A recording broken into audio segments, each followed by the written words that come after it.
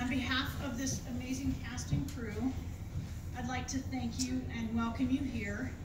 Thank you so much for joining us for this benefit for Voices of Hope. So right now we have Marla.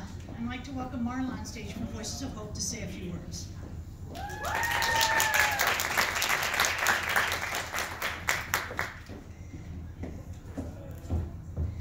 Good evening, Vagina Warriors! Hi, I'm Marla. I'm from Voices of Hope. I'm the Sexual Assault Services Coordinator. Voices of Hope is Lincoln and Lancaster County's program that works with domestic violence and sexual assault victims. We work with domestic violence, sexual assault, stalking, and other forms of intimate betrayal. Last year we served over 2,000 unduplicated victims in this community. Your presence here tonight speaks. It says that you believe the victims, that you support them, and that you understand that this is not their fault. We really appreciate you being here. We know that it's a snowy night. It does not deter the amazingness that's going to happen here tonight. So for those of you who are returning, for those of you who are Vagina Monologue virgins, welcome. For those of you who are returning, if my vagina could speak, it would say thank you and have a good time.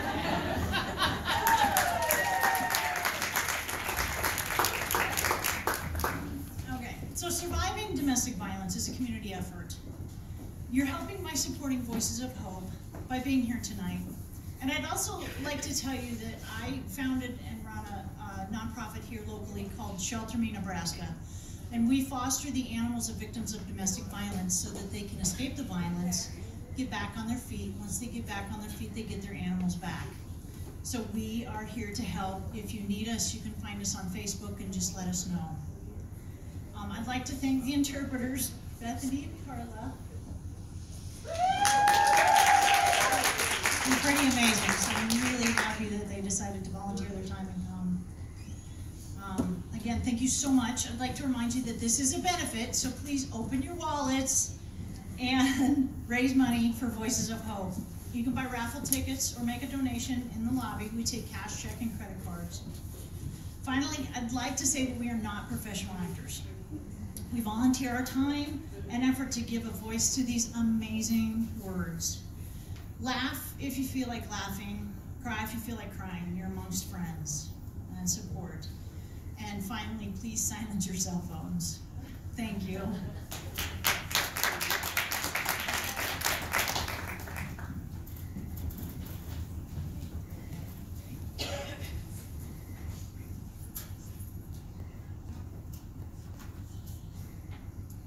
I bet you're worried. We were worried. We were worried about vaginas. We were worried what we think about vaginas, and even more worried that we don't think about them. We were worried about our own vaginas. They needed a context of other vaginas, a community, a culture of vaginas. There's so much darkness and secrecy surrounding them, like the Bermuda Triangle. Nobody ever reports back from there. In the first place, it's not so easy to even find your vagina. Women go weeks, months, sometimes years without even looking at it.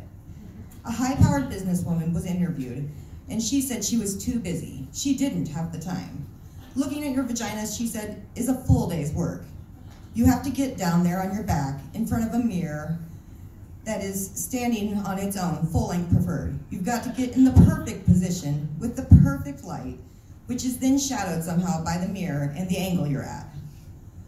You get all twisted up. You're arching your head up, killing your back. You're exhausted by then. She didn't have the time. She was too busy.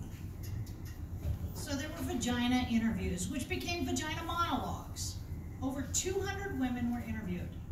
Older women, young women, married women, lesbians, single women, college professors, actors, corporate professionals, sex workers, Black women, Asian women, Latin women, Native American women, Caucasian women, Jewish women. Okay. At first, women were reluctant to talk. They were a little shy, but once they got going, you couldn't stop them. women secretly love to talk about their vaginas. They get really excited, mainly because no one's ever asked them before. Let's just start with the word, vagina. It sounds like an infection at best. Maybe a medical instrument. Hurry, nurse, bring me the vagina.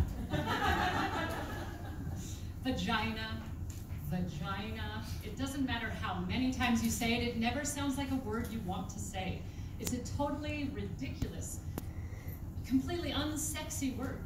If you try to use it during sex, trying to be politically correct, darling, could you stroke my vagina? You kill the act right there. We were worried about vaginas, what we call them and what we don't call them. In Great Neck, they call it a pussycat. A woman there said that her mother used to tell her, don't wear pajamas, or don't wear panties underneath your pajamas, dear. You need to air out your pussycat. In Westchester, they call it a pookie. In New Jersey, a twat. There's powder box, a poochie, a poopy, a pepe, a poopelu, a punani, a pal, and a peachy. Toady, Dee, Nishi, Dignity, Monkey Box, Coochie snorter, cooter, labay. Gladys Siegelman. VA, Wee Wee, Horse Spot, Nappy Dugout, Mongo, Mookie, a pajama, fanny boo, mushmallow. A goulay, a pasible, a tamale, a tortita, Connie. a Mimi in Miami, A split knish in Philadelphia. And a schmende in the Bronx. We're worried about vaginas.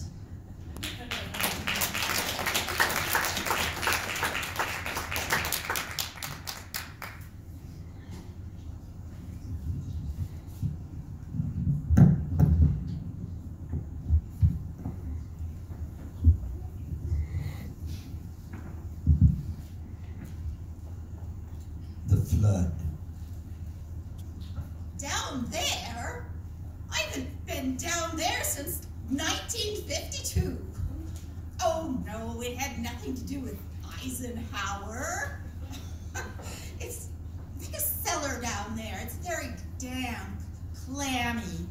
Oh, you don't want to go down there. Trust me, you get sick, suffocating, very nauseating. Oh, the smell of the clamminess and the mildew.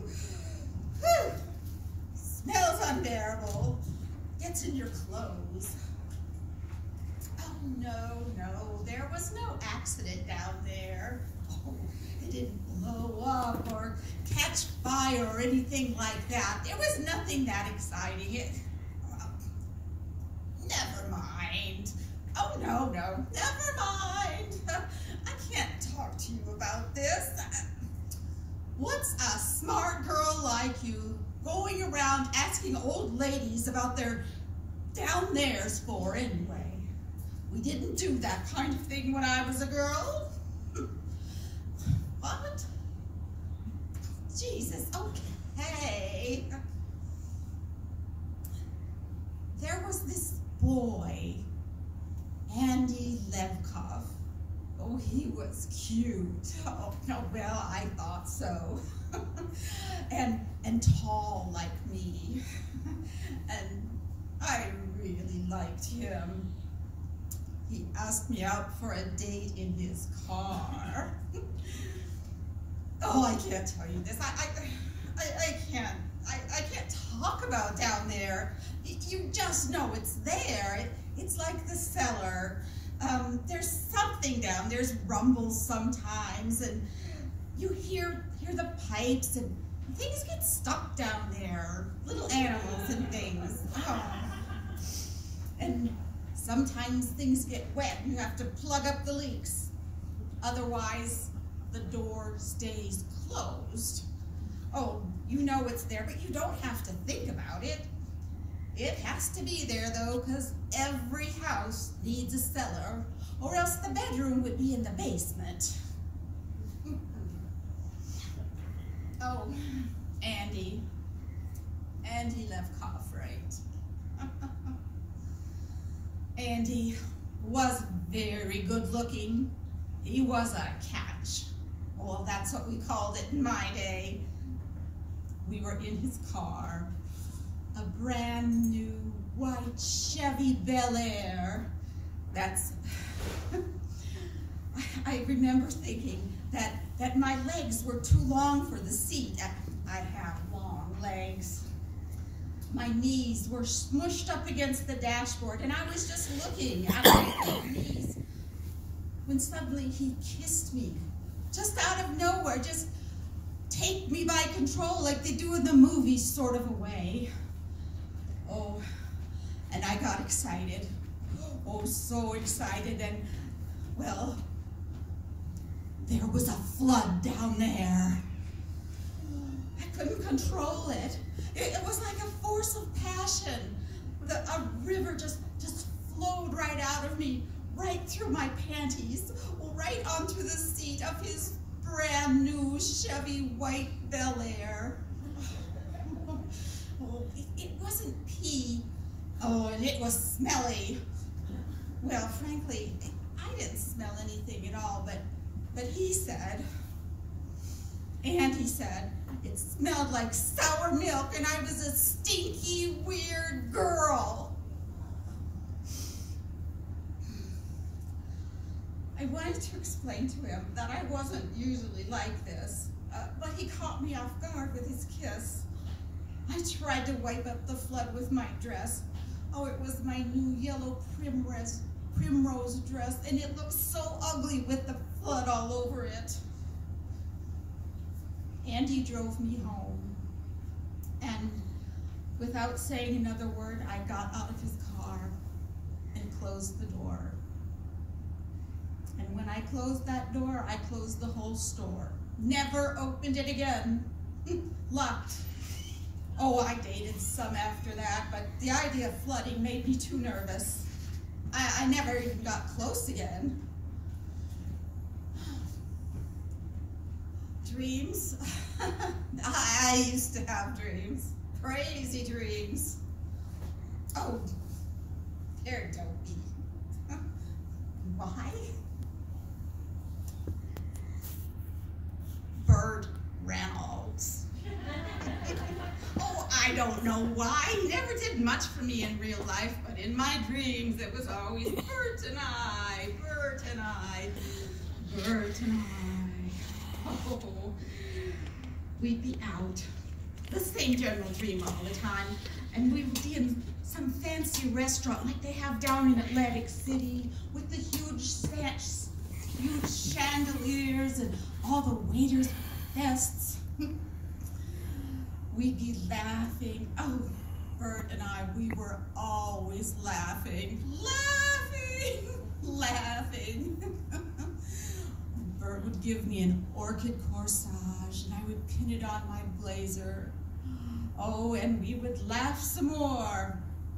We'd eat shrimp cocktail, huge shrimp, fabulous shrimp. Oh, we would laugh some more, and we were very happy together. Then he'd look into my eyes and pull me to him in the middle of the restaurant. And just as he was about to kiss me, the whole restaurant would start to shake, and pigeons would fly out from under the table. I don't know what those pigeons were doing down there. The flood would come straight from down there. It would pour out of me. It would pour and pour. There would be fish inside it and little boats. And the whole restaurant would fill with my flood. And Burt would be standing waist deep in it, looking horribly disappointed at me because I'd done it again. Horrified And he'd watch his friends swimming by in their tuxedos and evening gowns. Dean Martin and the like. I don't have those dreams anymore. Not since they took out just about everything connected with down there. Moved out the uterus, the tubes, the whole works. Oh, the doctor thought he was being funny. If you don't use it, you'll lose it, he said. But I found out it was cancer. Everything had to go. Everything around it. Who needs it anyway? Highly overrated. I do other things. Oh, I love the dog shows. I sell antiques. What would it wear? What kind of a question is that? What would it wear? It would wear a big sign, closed due to flooding. What would it say? I told you, it's not like that. It's not like a person who talks. It stopped being a thing that talked a long time ago. It's a place you don't go. It's closed up under the house. It's down there. You happy? You made me talk. You got an old lady talk about her down there. I suppose you feel better now. Well, you know, actually, you're the first person I ever told this to. And I feel a little better now.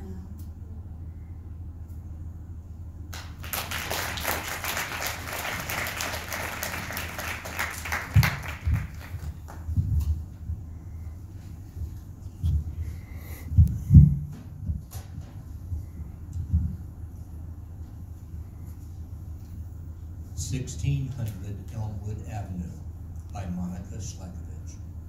I remember my first trip to Elmwood Avenue. The ride from my grandmother's house always took us through Highland Park, and in the spring you could smell the lilacs as they blossom. Highland Park was a place of great beauty, with all its flower gardens and walking trails, and although we only drove through the park, it created a euphoric atmosphere within my tiny little world as I sat peering out the window. The euphoria passed as soon as we emerged from the park. The landscape became barren, and in the distance, one solitary building reached into the sky loomed over us. 1600 Elmwood Avenue had a circular driveway, just as many hospitals do, and from the outside, you never would have guessed that this was no ordinary hospital, except for the eerie silence. There were no ambulances or people rushing about. The place was a fortress with security checkpoints and locked doors. 1600 Elmwood Avenue was a psychiatric asylum. More often than not, I was not allowed to see my mother because children were not permitted in certain areas of the hospital. However, I do remember one occasion when I saw my mother on a restricted floor, and the moments I spent with her in that room before the staff realized a child was in a restricted area have stayed with me. The room smelled of urine and was filthy. The windows had metal bars on them, and the only furniture in the room were 2 tables with benches attached and bolted to the floor. What I didn't see when I walked in was my mother crouched on the floor in a corner. She saw me though, and when she did, she sprang to her feet in a desperate attempt to reach me, but she failed. It was then I realized she was chained to the floor. My beautiful mother had been reduced to the status of an animal. Initially, I was paralyzed with fear, but hysteria soon took over, and I was escorted out and taken to another wing of the hospital. I was taken to the rehabilitation unit, which was equipped with a bowling alley for the patients. The patients were happy, talkative, and well-groomed, a far cry from what I had seen from the floor that my mother was on. It was as I had re-entered the park I had exited on my way there. My childhood was marred by incidents like this, and it was from these experiences that I learned there existed a duality in the world of good and evil. I would spend a great deal of my life entering and exiting its various facets. For I myself am now confined to an asylum that has been conspicuously disguised as a correctional institution.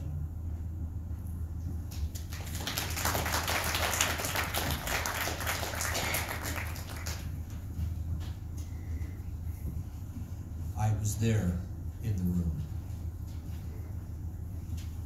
I was there when her vagina opened. We were all there. Her husband, her mother, and I, and a nurse from the Ukraine, with her whole hand up there in her vagina, feeling and turning with her rubber glove as she talked casually to us, like she was turning on a loaded faucet. I was there in the room when the contractions made her crawl on all fours, made unfamiliar moans leak out of her pores, and still there after hours when she just screamed suddenly, wild, her arms striking the electric air. I was there when her vagina changed from a shy sexual hole to an archaeological tunnel, a sacred vessel, a Venetian canal, a deep well with a tiny stuck child inside waiting to be rescued. I saw the colors of her vagina. They changed. Saw the bruised, broken blue, blistering tomato red, gray, pink, the dark blood like perspiration around the edges, yellow, white liquid, shit and clots pushing out all the holes, pushing harder. Saw through the hole the baby's head, saw it, scratches of black hair just there behind the bone, a hard, round memory, while that nurse from the Ukraine kept turning and turning her slippery hand. I was there when her mother and I held a leg each and spread her wide, pushing with all our strength against her pushing, and her husband sternly counting, 1, 2, 3, telling her to focus harder. We looked into her then. We couldn't get our eyes out of that place. We forget the vagina, all of us. What else could explain our lack of awe, our lack of reverence? I was there when the doctor reached in with Alice in Wonderland spoons, and there as her vagina became a wide, operatic mouth, singing with all its strength. First, a little head, then a gray floppy arm, then a fast swimming body, swimming quickly into our weeping arms.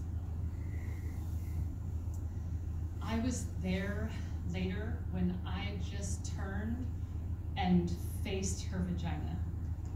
I stood there and let myself see her, all spread, completely exposed, swollen, mutilated, torn, bleeding all over the doctor's hands, who was calmly sewing her there. I stood and her vagina suddenly became a wide, red, pulsing heart. A heart is capable of sacrifice. So is a vagina. A heart is able to forgive and repair. It can change its shape to let us in. It can expand to let us out. So can a vagina. It can ache for us and stretch for us and die for us and bleed us into this difficult, wondrous world. I was there in the room. I remember.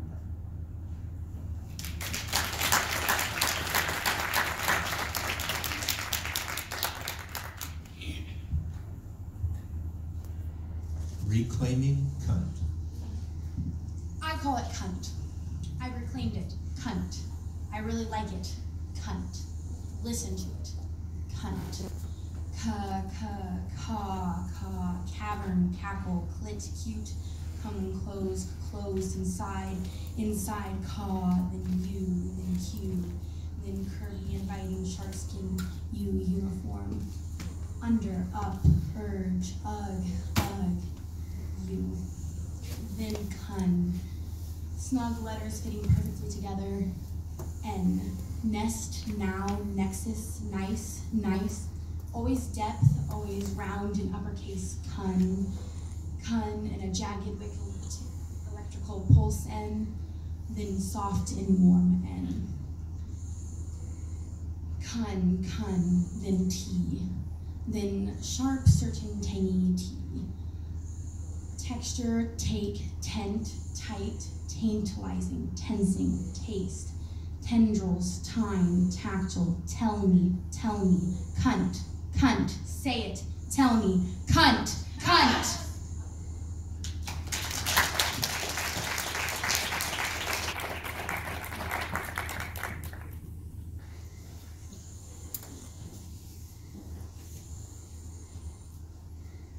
The little coochie snorcher that could.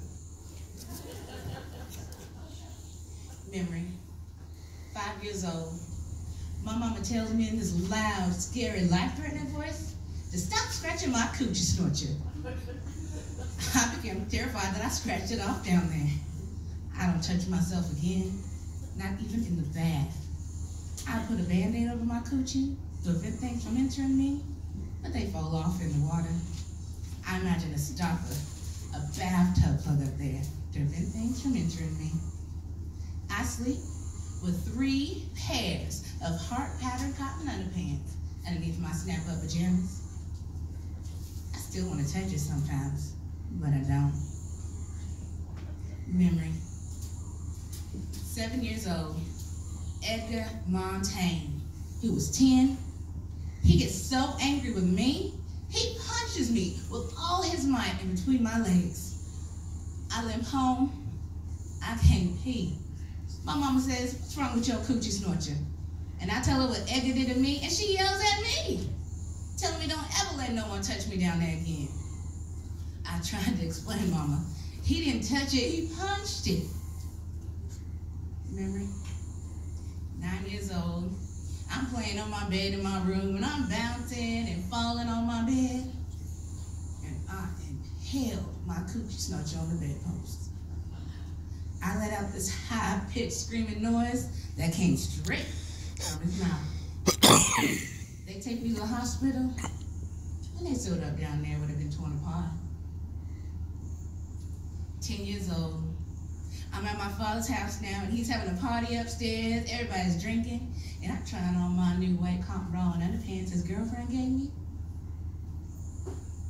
Then my father's best friend, this man Alfred, comes up from behind me and pulls my new underpants down. And he sticks his long penis into my coochie snorcher. And I scream, and I kick, and I try to fight him off, but he already gets to the end. And there's this loud, horrible noise. And there was blood all over me and Alfred. And I'm sure my coochie snorcher has fallen out by now. Alfred, he's paralyzed for life. And my mama, she won't let me see my daddy for 7 whole years. Memory, 13 years old. I now know that my coochie snorcher is a very bad place. I imagine a freeway between my legs, and I am going far, far away from here. Memory. 16 years old.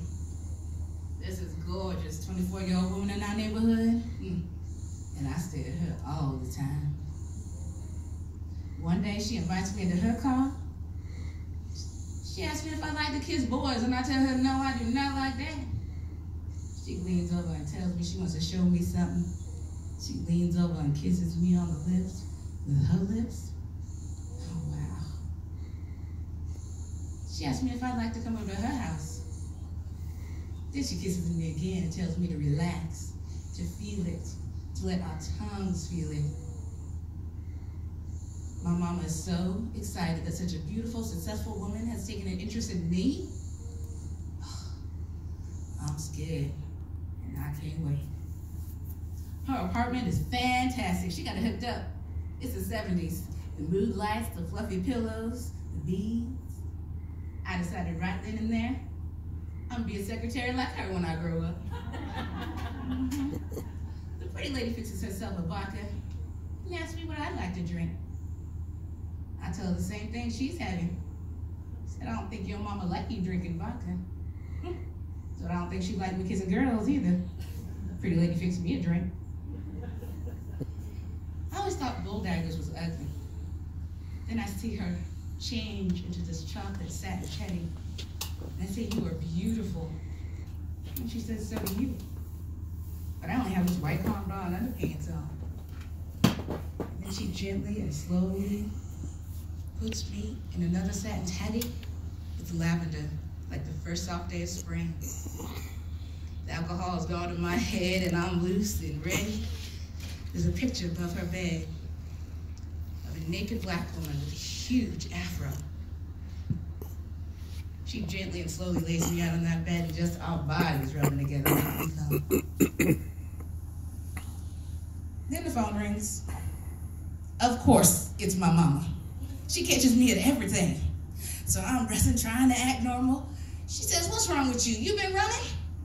No, mama, exercising. She gets on the phone with the pretty lady and tells her to make sure I ain't around any boys. She says, trust me, there's no boys around here. When she gets off the phone, she teaches me everything she knows about my coochie snorching. She tells me to make sure I don't ever have to rely on a man. And she's very thorough. She makes me play with myself in front of her. And in the morning, I'm afraid I've become a butch because I am so in love with her. She laughs, and I never see her again. But I now know that she transferred my sorry-ass coochie snorcher and raised it into some kind of heaven.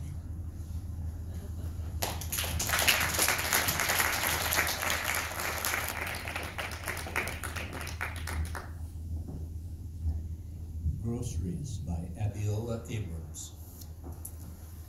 Plastic paper, thank you. You overestimated the groceries you could carry.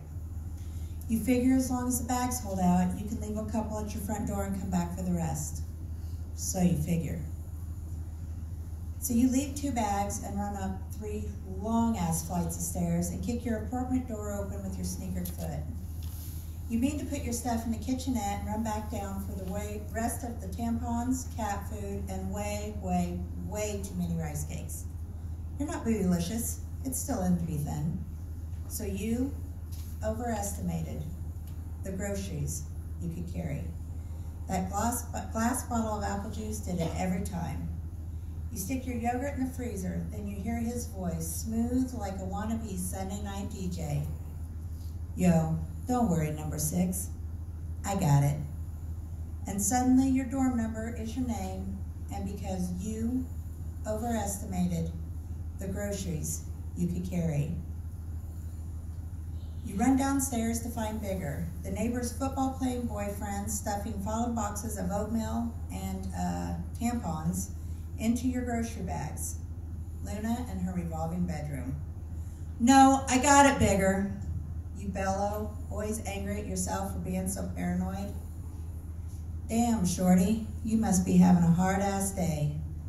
You nod as Bigger swings your bags easily up past the 2nd floor all the way to the 3rd. And you gotta admit, sure does make things easier having a guy around. Thanks, Bigger, so what do I owe you? You say, standing between your door and Luna's door, and you take your bags nowhere. Bigger pushes your tampons and rice cakes and apple juice through you and shoves you into your safe space, owning it. Bigger, what the hell are you doing? Shut the fuck up! You can't get past his blade. Your cat screams because the football player with the runny nose wrenches your head back and slams your door closed with your nose. Your warm blood paints your face. Fist after fist after fist after fist pounds into your uterus. Stop weeping, bitch! Which death will you choose? Your head hits the floor and a serrated knife snatches the skin on your throat. Then in a moment that seems sickly Seinfeld, Bigger can't hold a knife and get your jeans and panties over your wide hips, so he orders, "Take them off!" Bigger, please don't do this. No, no. Slowly, slowly. Yeah, like that. Your legs and hands does what he says, because his dagger splits your tongue. Number 32 smashes the spit out of you, stomps your thighs open, and bangs something molded and ugly into your flesh on the crimson crochet mat his girlfriend gave you for Kwanzaa. You overestimated the groceries you could carry. Now you're carrying much more, as Bigger's dry thrusting holds your limp body prisoner with all the charisma that is a knife, and my mind won't die.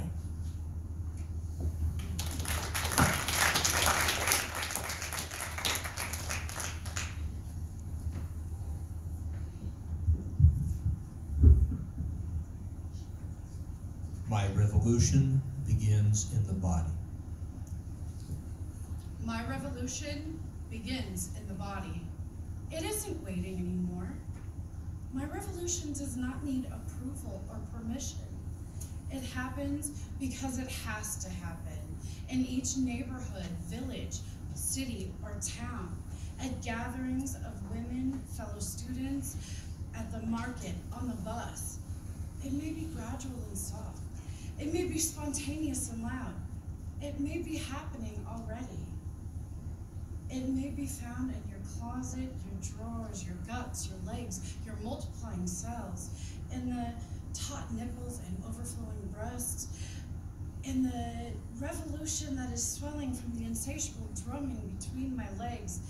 My revolution is willing to die for this. My revolution is ready to live big. My revolution is overthrowing the state of mind called patriarchy. My revolution will not be choreographed, although it begins with a few familiar steps. My revolution is not violent, but it does not shy away from the edges where a fierce display of resistance tumbles into something new. My revolution is in this body, in these hips atrophied by misogyny, in this jaw wired shut by hunger and atrocity. My revolution is connection, not consumption, passion, not profit, orgasm, not ownership. My revolution is of the earth and will come from her, for her, because of her. It understands that every time we frack or drill or burn or violate the layers of her sacredness, we violate the soul of our future. My revolution is not ashamed to press my body down on her mud floor in front of banyan, cypress, pine, pallion, oak, chestnut, mulberry, redwood, sycamore trees, to bow shameless to shocking yellow birds and rose blue setting skies, heart exploding purple bougainvillea and aqua sea. My revolution gladly kisses the feet of mothers and nurses and servers and cleaners and nannies and healers and all who are life and give life. My revolution is on its knees, on my knees, to every holy thing and to those who carry empire-made burdens.